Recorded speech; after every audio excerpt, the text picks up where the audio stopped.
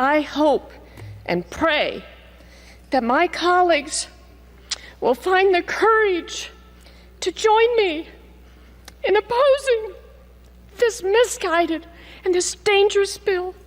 And I yield back. That crying bigot you saw is Representative Vicky Hartzell, who was begging Republicans to reject the Respect for Marriage Act.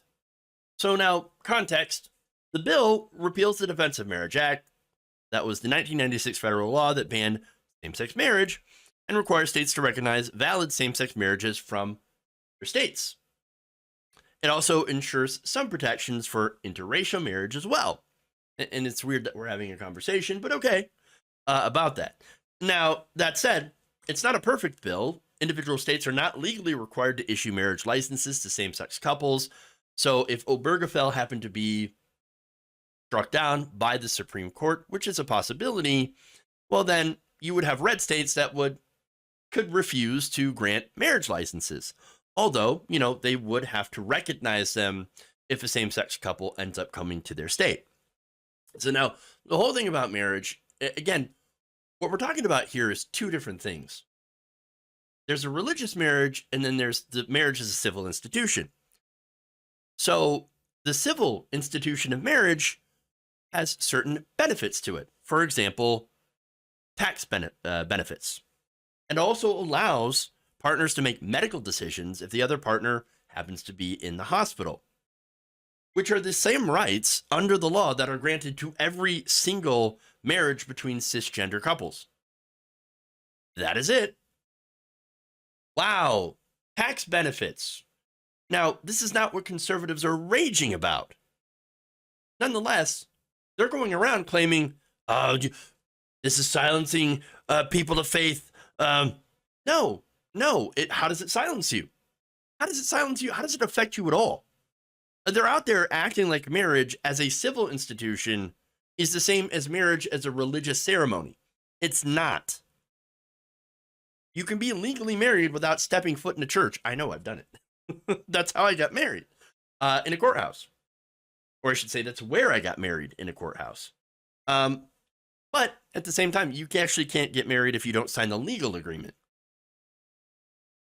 And here's what it's about. The agreement, the legal agreement, the tax benefits. Two gay people getting married in a, whether it be in an LGBTQ friendly church or synagogue or wherever, or in a courthouse, it doesn't affect anyone else's lives. And not in one single way. There's not one single example that they could actually point to where someone getting married, two gay people getting married, has any sort of effect on their own marriage. But yet people like Hartzler understand the entitlement. They think they own marriage. Yeah, and they think that they can tell you what to do and who you can get married to. Well, I got news for you. You don't own it. And by the way, when they are reminded of that fact, they scream and they cry and they bitch and moan as if they're the victims, as if they have been victimized. Look, if you don't like gay marriage, don't get in one. Don't have one. If you don't like abortion, don't get an abortion. Stop trying to run everybody else's lives. You want to talk about freedom? Well, what part of what you're pushing forward is freedom? No, it's freedom for you. It's freedom for you to run everybody else's life. It's freedom for you to tell everyone else what to do. And I guess when you lose that freedom, you think you're the one that's being oppressed. Now there's more. In an interview with Tony Perkins,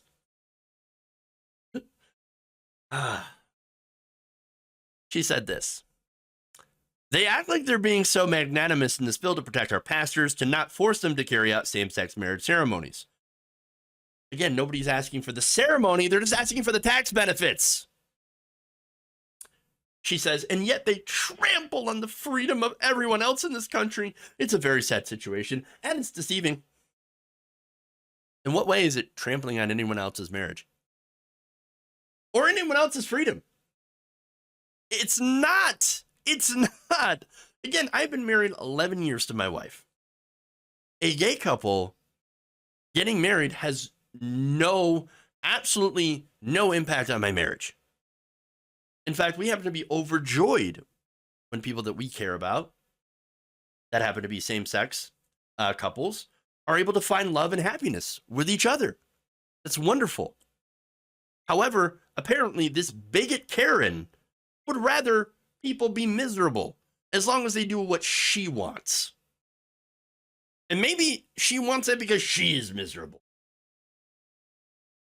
Happy people do not go around trying to ruin things for everyone else that do not concern them. They are miserable. And that's what this bigoted piece of crap is trying to do. And I am happy that she failed. So now, one more thing. This is the best part. Turns out, Hartzler has a gay family member, a nephew. Today, a United States Congresswoman, my Aunt Vicky, started crying because gay people like me can get married. I hope and pray that my colleagues will find the courage to join me in opposing this misguided and this dangerous bill. I yield back. So, despite coming out to my aunt this past February, I guess she's still just as much as a homophobe. Let's be clear. Obergefell is not in danger, but people and institutions of faith are. Aunt Vicky, that's not right. Institutions of faith like religious universities are not being silenced. They're being empowered by the US government to discriminate against tens of thousands of LGBTQ students because of religious exemptions, but they still receive federal funding. The bill's implications: submit to our ideology or be silenced. It's more like you want the power to force your religious beliefs onto everyone else. And because you don't have that power, you feel like you're being silenced. But you're not. You're just gonna have to learn to coexist with all of us. And I'm sure it's not that hard.